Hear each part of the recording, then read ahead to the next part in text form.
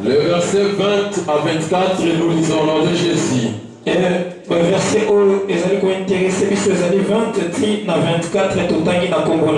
Que le Seigneur vous bénisse d'avoir honoré la lecture de la parole.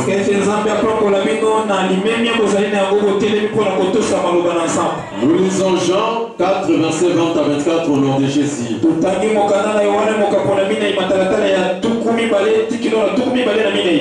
Nos pères ont adoré sur cette montagne. Et vous dites-vous que le lieu où il faut adorer est à Jérusalem.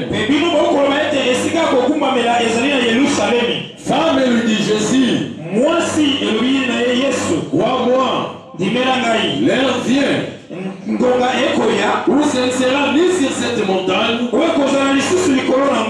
ni à Jérusalem que vous adorerez le Père. Vous adorez ce que vous ne connaissez pas. Nous adorons ce que nous connaissons car le salut vient des Juifs.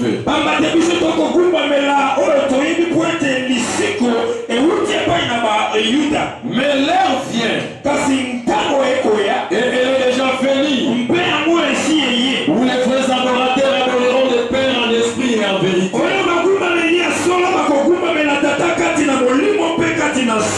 Car ce sont là les adorateurs que le Père demande.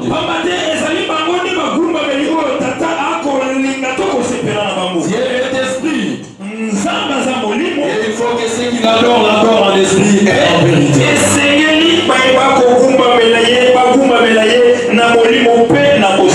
Amen. Bien aimé, c'est sur ce passage que nous allons nous entretenir ce matin.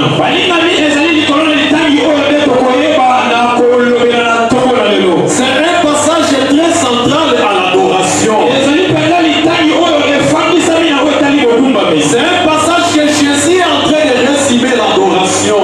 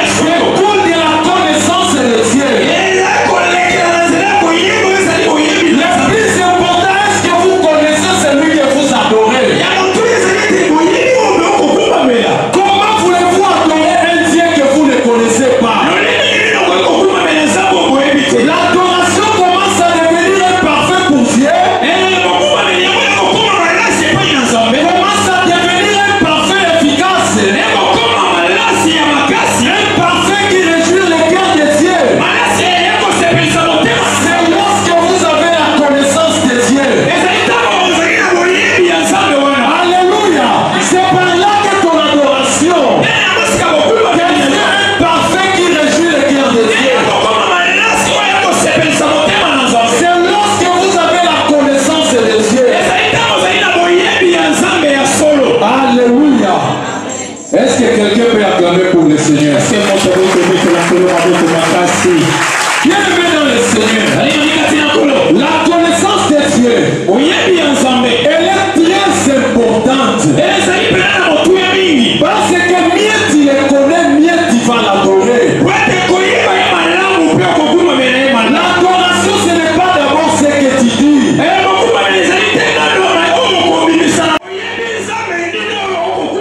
Est-ce que tu connais le Dieu que toi tu es en train de servir? La femme évangélique, Jésus va dire à la femme samaritaine, vous adorez ce que vous ne connaissez pas. Pour la femme samaritaine, l'adoration c'était à la montagne. C'était sur la montagne dont leur père avait adoré. Mais Jésus va dire, vous adorez celui que vous ne connaissez pas. Mais nous adorons celui que nous connaissons, car le salut vient des Juifs.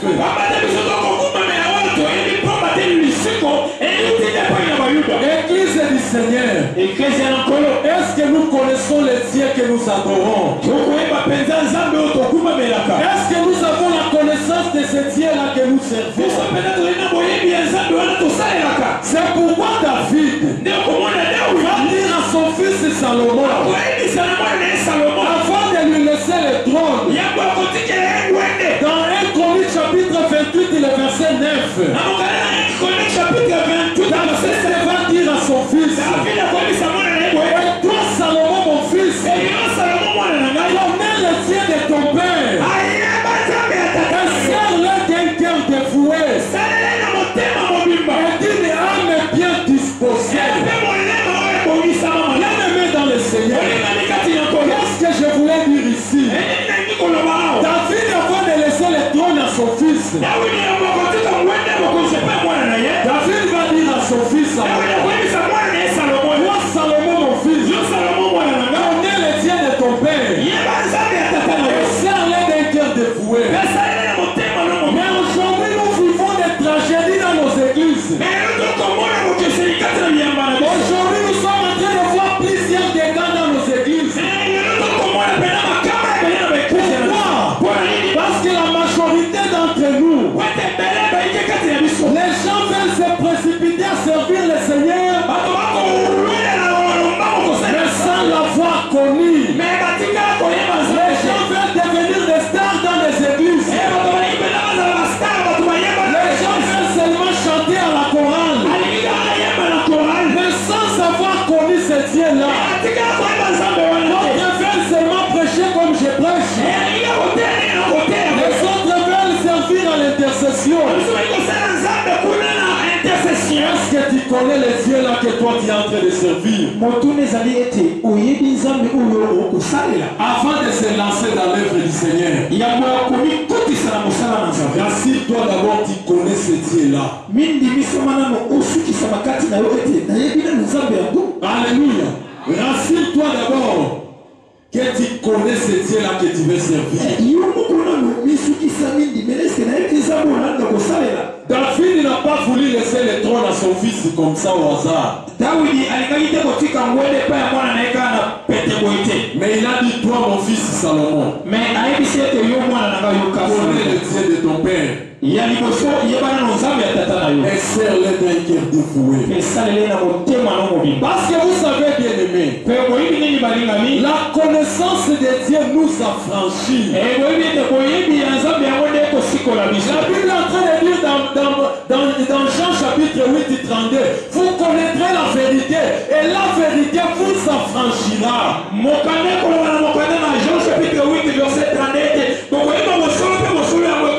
La connaissance de Dieu nous transforme le bien-aimé.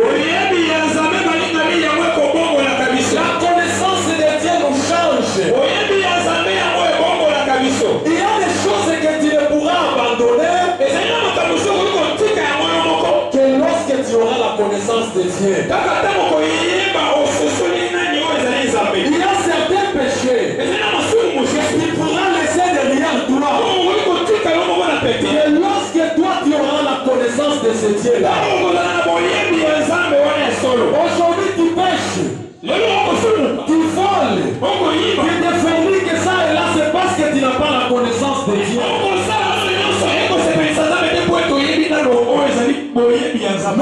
Dieu est saint. Alléluia. Amen. Il faut que ceux qui le servent aussi doivent les servir aussi en toute sainteté. Et bien aimé, c'est l'apôtre Paul qui entre de dire. Je crois dans Philippiens chapitre 3, le verset 7. Il dit maintenant je regarde toutes choses comme de la boue à cause de l'excellence de la connaissance de Jésus. Alléluia. Il y a des choses bien aimées que toi tu vas laisser derrière toi. Toi, tu auras déjà la connaissance de ce Dieu-là. Alors si nous pensons que l'adoration est un moment, alors si nous pensons que le plus important c'est adorer Dieu seulement, alors nous penserons que l'adoration c'est juste un moment. Et c'est l'une des erreurs que plusieurs personnes commettent d'entre nous. Bien aimé, l'adoration n'est pas d'abord un moment dans un culte, non. L'adoration c'est toute une vie bien aimée dans le Seigneur. L'adoration c'est une nature que toi tu portes. Alléluia. L'adoration n'est pas un moment dans un culte. L'adoration c'est la nature que toi tu portes en toi. L'adoration c'est toute une vie bien aimée dans le Seigneur. Et cela commence par la connaissance de Dieu. C'est pourquoi la Bible dit dans Jérémie chapitre 9, le verset 23 à 24, la Bible a dit ce qui suit. Dans Jérémie 9, 23 à 24, Jérémie chapitre 9, verset 23 à 24, la Bible dit ce qui suit. Que les riches ne se glorifie pas de sa richesse. Que le fort ne puisse pas se glorifier de sa force. Et le sage ne puisse pas se glorifier à cause de sa sagesse. Mais celui qui veut se glorifier, il se glorifie d'avoir de l'intelligence, de me connaître. C'est ce que la Bible dit.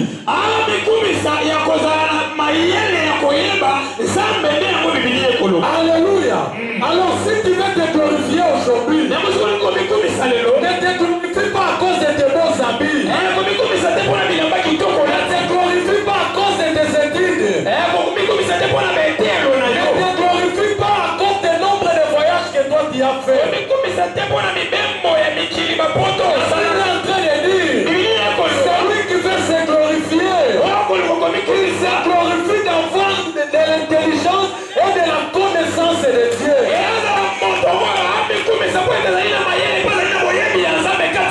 Alors pourquoi tu veux te vanter aujourd'hui? Si tu veux te vanter, vante-toi parce que tu as la connaissance de Jésus. Amen. Alléluia. Alléluia. Vante-toi parce que tu as la connaissance de Dieu. Ne te vante même pas à cause de ta beauté. Mais si tu veux te vanter, vante-toi parce que toi tu es une jeune sœur qui connaît l'Éternel. Et aujourd'hui, ce que nous voyons dans nos églises, c'est vraiment pitoyable. Les gens qui se disent des chrétiens, mais qui n'ont pas de l'amour entre eux. Les gens qui chantent dans une même chorale, mais ils ne se parlent pas, ils ne s'adressent pas à la parole. Une maman qui te dit que moi je n'ai pas une telle autre maman. Mais si tu es encore dans ces choses, sache que toi tu ne connais pas encore Dieu. Tu es un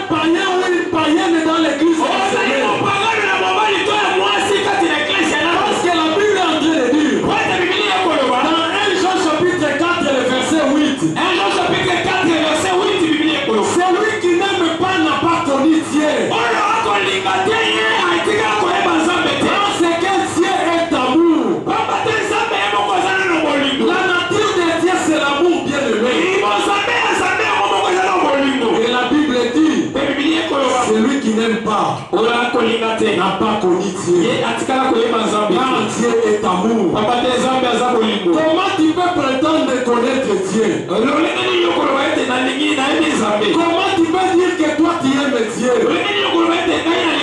cependant que tu n'aimes pas ton prochain?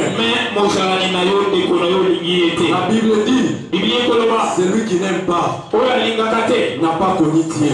Car Dieu est amour. Maintenant Jésus va dire à la femme samaritaine, vous adorez ce que vous ne connaissez pas. Nous adorons ce que nous connaissons car le salut vient de Juifs. Et Jésus va aller plus loin en disant, mais l'heure vient et elle est déjà venue où les vrais adorateurs adoreront les pères. Alléluia. Jésus dit, les vrais adorateurs adoreront les pères. Jésus n'a pas dit que les vrais adorateurs adoreront Dieu. Non, Jésus a dit ils adoreront les pères.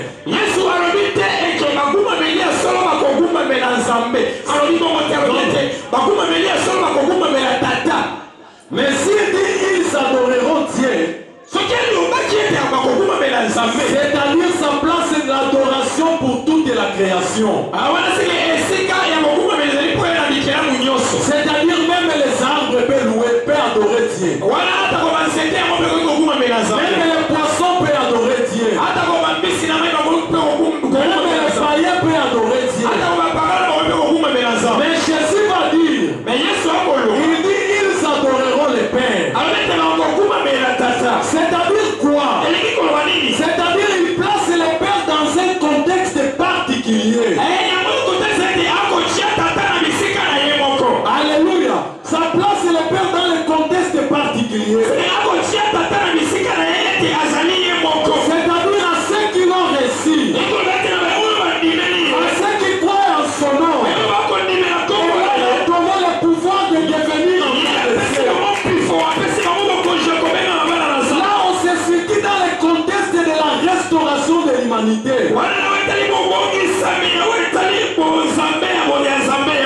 Lorsqu'on parle du Père, c'est-à-dire celui qui adore Dieu doit être forcément fils ou fille de Dieu.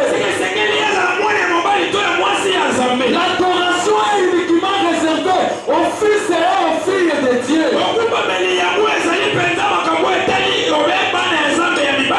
Parce que toute la création peut louer Dieu. Parce que la Bible dit que tous ceux qui respirent louent l'Éternel. C'est-à-dire pour louer Dieu, il y a seulement une condition. C'est respirer.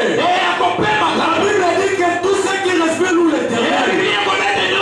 L'adoration bien-aimée, elle est réservée uniquement pour les filles et les fils de Dieu. L'adoration n'est pas réservée pour toute la création. C'est lui qui peut adorer Dieu. C'est seulement les fils et les filles de Dieu. C'est pourquoi Jésus a dit, l'heure vient où les vrais adorateurs adoreront les pères. Alléluia. Jésus n'a pas dit ils adoreront Dieu, non. Notre Dieu, il est le Dieu de toute la création. Même pour les poissons, Dieu est Dieu. Pour les arbres, Dieu est Dieu. Même pour les païens, Dieu est Dieu. Il est le Dieu de toute la création, mais Dieu n'est pas le Père de tous. Dieu est le Père seulement de ceux qui ont Jésus en eux.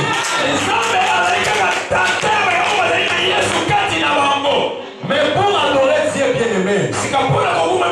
Alors il faut avoir une relation personnelle avec lui.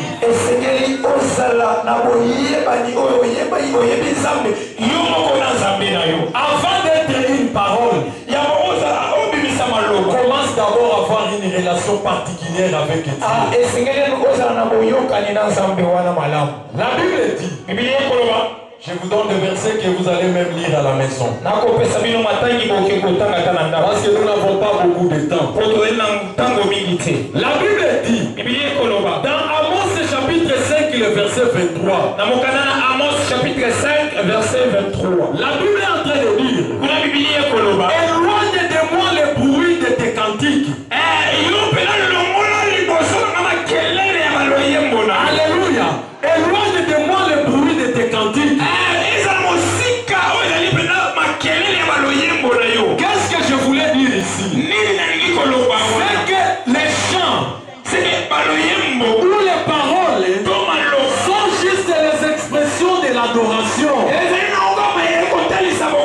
Ce sont juste les expressions de l'adoration. Mais la vraie adoration, c'est le dire du Fils que toi tu portes en toi. C'est le dire des filles de Dieu que toi tu portes en toi. Et si tu es la fille ou le fils de Dieu, acclame d'abord très fort pour lui.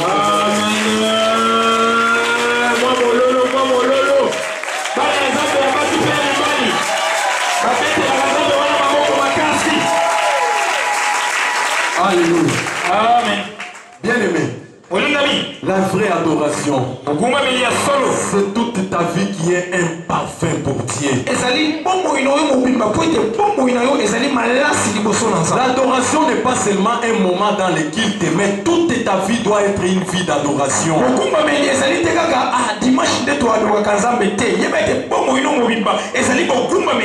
Lorsque Dieu te regarde, il t'agrée. Parce que Dieu, avant d'abord d'agréer à ton offrande, il agrée à ta vie. Avant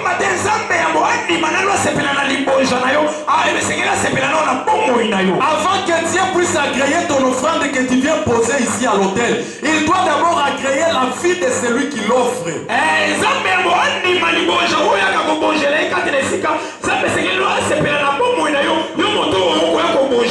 Lorsqu'il dit ils adoreront le Père, c'est-à-dire nous devons porter la nature du Père à nous. Nous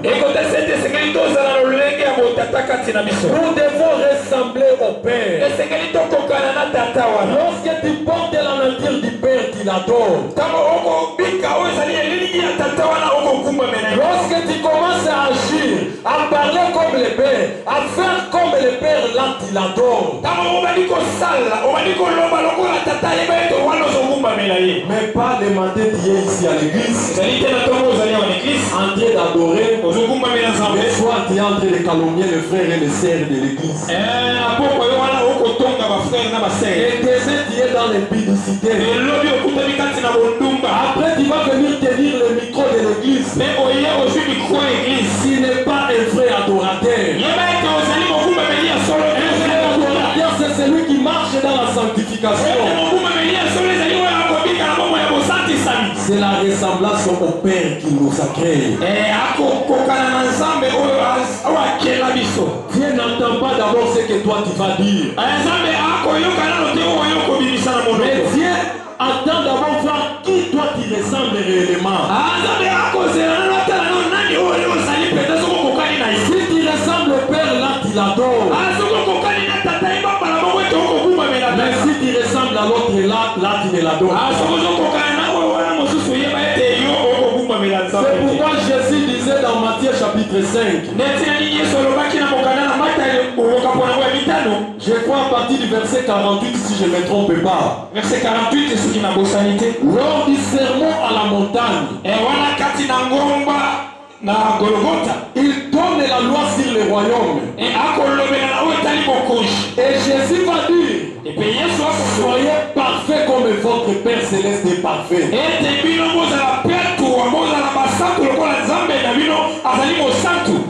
avoir cette relation entre père et fils. C'est au-delà de l'offrande que toi tu poses à l'autre. Alléluia. Le troisième élément que Jésus va ajouter dans ce passage, c'est quoi? La première des choses, Jésus a dit ceci. Vous adorez celui que vous ne connaissez pas. Nous adorons celui que nous connaissons car les salut vient des Juifs. Et Jésus va dire, l'heure vient. Et elle est déjà venue. Où les vrais adorateurs adoreront le Père en esprit aussi. Alléluia. C'est quoi l'adoration en esprit? Lorsqu'il dit par esprit, c'est-à-dire quoi, bien-aimé?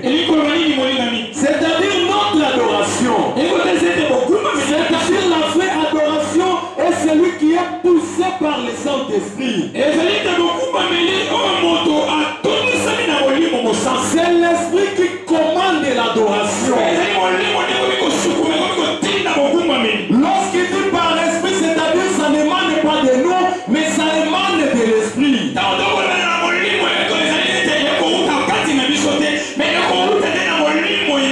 Bien, mais pourquoi l'adoration doit émaner de l'esprit? Parce qu'il est écrit dans 1 Corinthiens chapitre 10. 1 Corinthiens chapitre 10. 1 Corinthiens chapitre 2 verset 11. 1 Corinthiens chapitre 2 verset 11. La Bible est en train de dire ce qui suit. Aucun homme ne peut connaître ce qu'un autre homme pense dans son cœur. Si ce n'est l'esprit qui est dans cet homme, l'esprit qui est en moi connaît ce à quoi je pense. Et l'esprit qui est en toi connaît ce à quoi tu penses. Et la Bible est en train de dire, l'esprit sonde de tout, même les profondeurs des cieux. Qu'est-ce que je voulais dire ici? De la même manière que l'on ne peut savoir ce que Dieu pense dans son cœur, si ce n'est l'esprit de Dieu entier qui connaît ce à quoi Dieu pense, c'est pourquoi, bien aimé dans le Seigneur, notre adoration doit être poussée par l'esprit. Parce que c'est l'esprit qui sonde même la profondeur de Dieu. Bien aimé, la Bible va plus loin en disant, l'esprit sonde tout, même les profondeurs de Dieu. Bien aimé, c'est pourquoi il est important que notre adoration soit poussée par l'esprit. Parce que l'esprit c'est les attentes du Père à la perfection.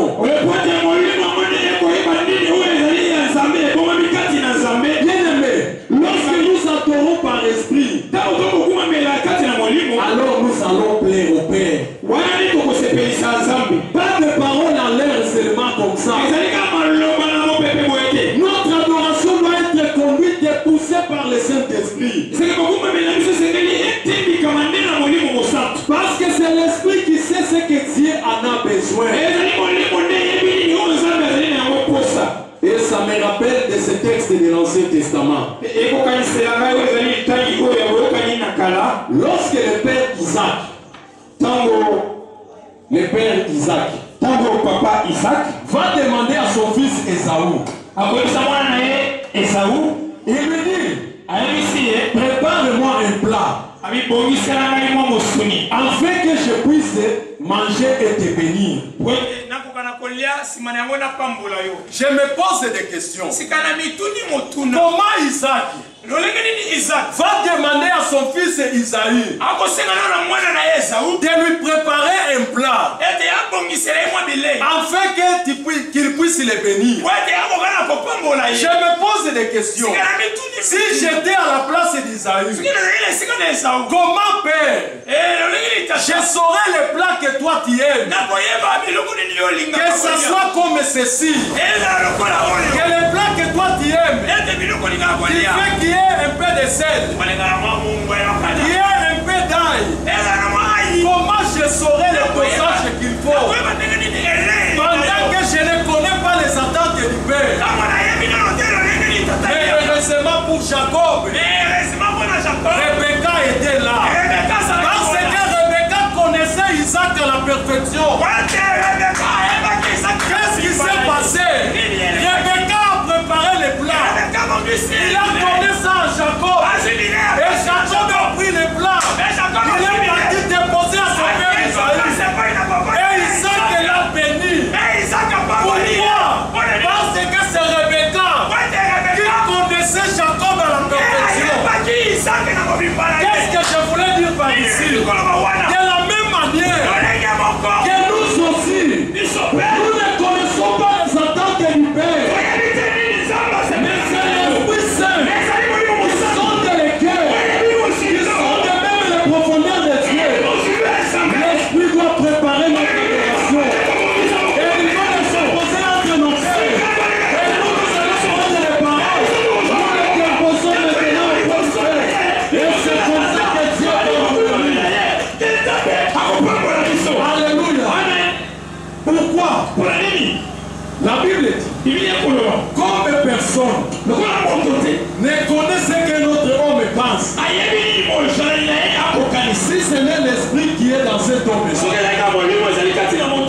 mon frère interprète qui est là. Moi je ne connais pas ce à quoi lui il pense. Même s'il est à côté de moi. De la même manière nous aussi. Est-ce que nous connaissons ce que Dieu en a besoin pendant ce moment? Il faut que le Saint-Esprit commence à préparer notre adoration. Le Saint-Esprit connaît ce que Dieu a besoin. Le Saint-Esprit connaît les paroles que Dieu a besoin. Et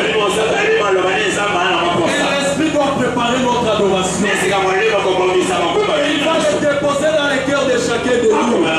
Et lorsque nous allons nous plonger en train d'adorer, c'est pourquoi Jésus a dit, viens, elle est déjà venue. Nous les frères adorateurs adorerons les pères en esprit. Alléluia. On n'adore pas Dieu seulement faille que faille comme ça. Nous devons adorer notre Dieu en esprit. Nous devons avoir une assemblée de frères adorateurs. Nous devons avoir une assemblée où les papas, les mamans, les jeunes frères et sœurs adorent réellement Dieu en esprit.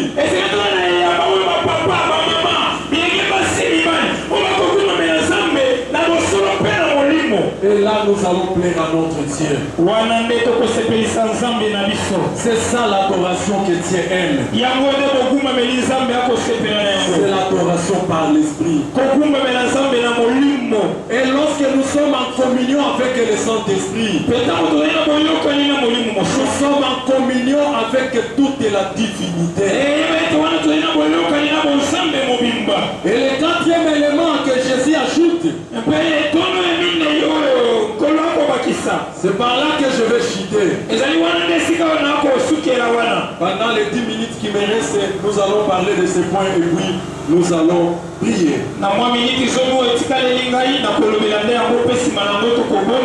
Jésus va dire ceci. L'heure vient où les frères adorateurs adoreront le Père en esprit et en vérité. Alléluia. Il ne s'est pas limité seulement à dire ils adoreront le Père en esprit, mais il a ajouté ils adoreront aussi en vérité. Alors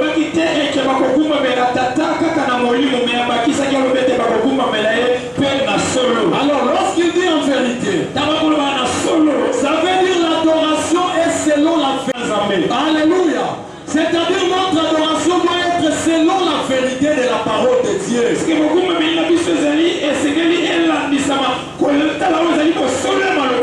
On ne doit pas adorer Dieu avec les discours persuasifs de la sagesse, non.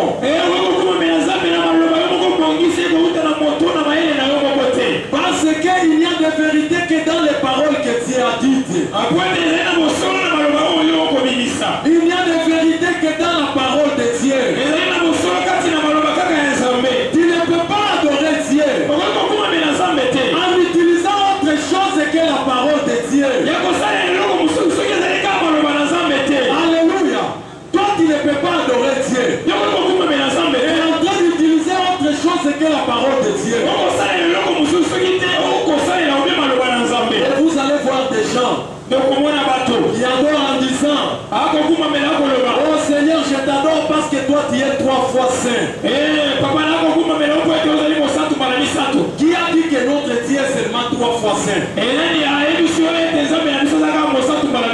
Bible est en train de dire: les anges jettent leur couronne. Et ils disent: Saint, Saint, et l'Éternel des armées. La Bible n'a pas dit que notre Dieu est seulement 3 fois saint. Notre Dieu est saint à l'infini. Lorsque tu les regardes, on les trouve saints. Lorsque tu vas les regarder, tu vas les voir saints. Lorsque tu vas encore les regarder, tu les verras encore dans une autre dimension de lui. Il est saint à l'infini. Alléluia. Et bien aimé, toi tu ne peux pas adorer Dieu en utilisant autre chose. C'est dans la parole de Dieu qu'on arrive à avoir la connaissance de Dieu.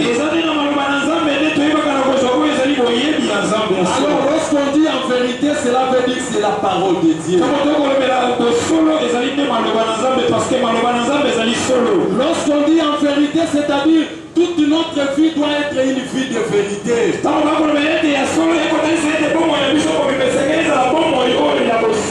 ne doit pas vivre une vie de mensonge et prétendre que nous sommes des adorateurs.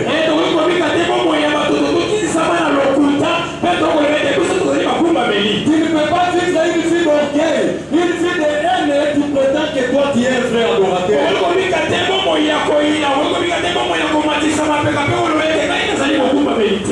Vous savez, dans Genèse chapitre 38, je crois le verset 5. La Bible est en train de dire ceci.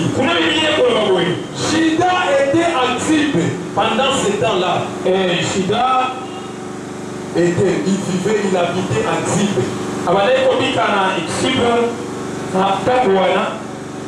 Je voulais juste prendre le mot actif et l'expliquer. La Bible dit Shida était actif pendant ce temps-là. Il était actif. Qu'est-ce que veut dire type? Type veut dire en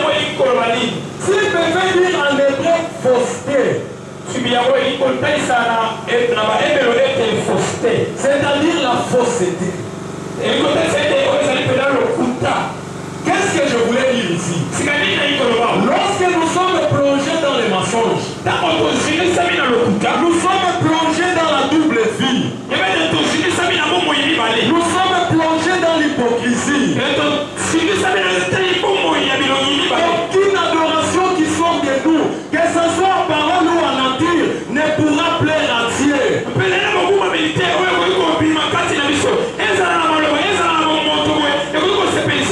Nous devons sortir de Tibé. Nous devons sortir de la fausseté, bien-aimé. Parce que lorsque tu es plongé dans la fausseté, aucune adoration qui va sortir de toi ne pourra plaire à ton Créateur.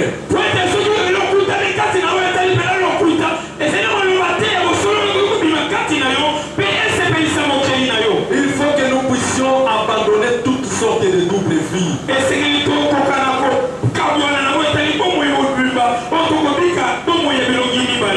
Adorer Dieu en vérité, c'est que nos vies et nos paroles doivent être d'accord. Alléluia. C'est lui qui dit une chose et qui fait autre chose, il n'est pas intégré. Ta vie et tes paroles doivent être d'accord. Si toi tu dis une chose et tu es en train de vivre autre chose et toi tu n'es pas intégré. Et Jésus dit, ils adoreront le Père en esprit et en vérité.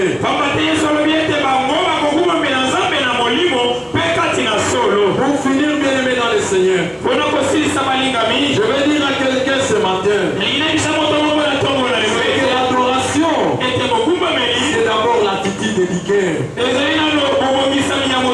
Et ensuite, ça peut être maintenant les paroles de ton cœur. L'adoration, c'est d'abord la nature que toi tu portes.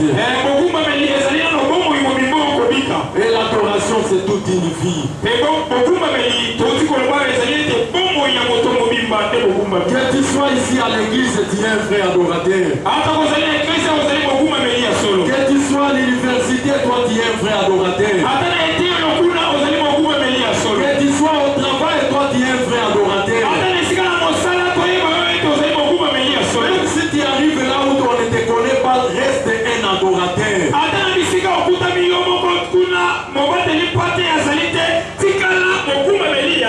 Parce que l'adoration, bien aimé, c'est d'abord la nature du Fils que toi tu portes.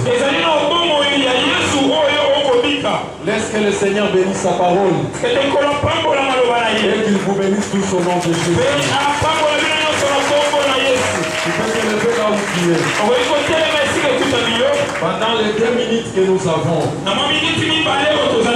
et toi tu vas prier. Tu vas dire à Dieu, apprends-moi à te connaître réellement. Je ne veux pas vivre une vie de mensonge. Moi je ne veux pas vivre une vie de double. Je ne veux pas vivre dans la duplicité. Mais fais de moi un vrai adorateur. Commence à élever ta voix et prie au nom de Jésus.